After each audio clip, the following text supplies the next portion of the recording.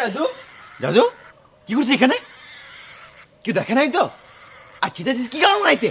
খিদে লেগেছে? মুড়ি দিলাম খেলি না, রুটি দিলাম খেলি না, ভাত দিলাম খেলি না, কি খাবি বল? ইশারাতে আমি ভালো বুঝবো, মুখে কিছু বল।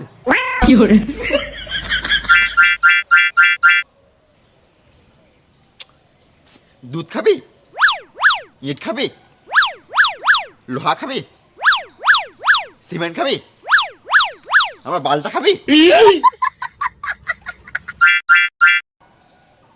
তাহলে কি গু খাবি?